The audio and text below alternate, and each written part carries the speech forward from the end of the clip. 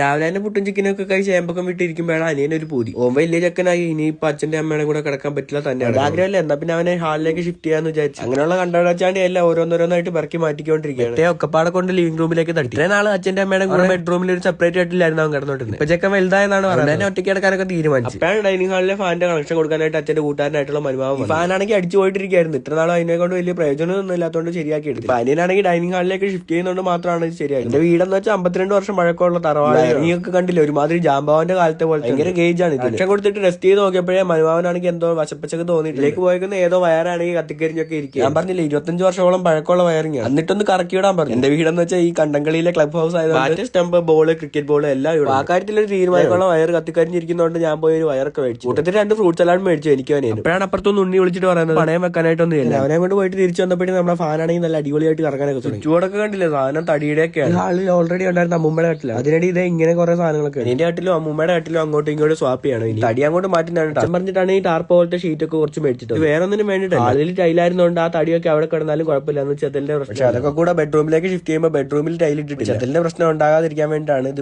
ഷീറ്റും തറയെ വിളിച്ച് അതിന്റെ മണ്ടയ്ക്ക് തടി എടുത്ത് വെച്ചിട്ടാണെങ്കിൽ ആ കട്ടിലും പിടിച്ചു വിടും. കമ്മയാണെങ്കിൽ നാരങ്ങാളൊക്കെ കലക്കി. ബെഡ്റൂമിന്റെ പണിയെല്ലാം കഴിഞ്ഞിട്ടുണ്ട്, എല്ലാം സെറ്റ് ആയിട്ട്. ബെഡ്റൂമിന്റെ ലേഔട്ട് എല്ലാം കുറച്ചൊന്ന് മാറ്റിയിട്ടുണ്ട്. അലമാരി ഇങ്ങോട്ട് കട്ടിലെടുത്ത് ഹാളിലേക്ക് ഇട്ടപ്പോഴത്തേന് ഹാളും സെറ്റ് ആയിട്ടുണ്ടല്ലോ. ഒരു ചെറിയ ബെഡ്ഷിഫ്റ്റ് വന്നപ്പോഴത്തേന് വീടിന്റെ കോലമൊക്കെ കണ്ടില്ല. ആകപ്പാടെ ഉള്ള കണ്ടരച്ചാടി എല്ലാം അവിടെ ഇവിടെ. നമ്മുടെ ഉണ്ണിയുടെ വീട്ടിലാണെങ്കിൽ ഷാർജ എല്ലാരും കൂടെ അടിക്കുന്നത്. ബൂസ്റ്റും ബിസ്ക്കറ്റും ഒക്കെ സംഭാവന ഞാൻ അവിടെ കൊണ്ട് കൊടുത്ത് ഷാർജ ഒക്കെ അടിച്ച് കുടിച്ചുകൂടെ ഒന്ന് ചില്ലായി. അപ്പോഴാണ് അച്ഛൻ പറയുന്നത് അരി പഠിക്കാനുണ്ട്, അതുകൊണ്ട് ഈ മില്ല് വെച്ചിട്ട് വരും. അതുകൊണ്ട് ഈ മില്ല് വെച്ചിട്ട് വന്നു. കുന്നിക്കുരു എന്ന് പറയുന്ന സാധനം എത്ര പേർക്ക് അറിയാൻ അറിയത്തില്ല. അവർക്ക് ഇതൊക്കെ എക്സ്റ്റിങ്ക്ട് ആയിരുന്നു. വൈകുന്നേരമൊക്കെ ആയപ്പോഴത്തേനും മില്ലിൽ പോയി പൊടിച്ച് വറുത്ത നമ്മുടെ അരിയാണെങ്കിൽ പോയി മേടിച്ചു. നമ്മുടെ ഇവിടുത്തെ കേശുക്കുട്ടന്റെ ബർത്ത്ഡേ ആണ്. കേക്ക് കുറിക്കാൻ പോകുന്നതിന് സന്തോഷത്തിലാണ്. എന്റെ ഔട്ട്ഫിറ്റ് ഒക്കെ കണ്ടില്ല. ആ കൂളി ഗ്ലാസ് കൂടെ ആയപ്പോഴത്തേനും ചെക്ക കത്തിച്ചു.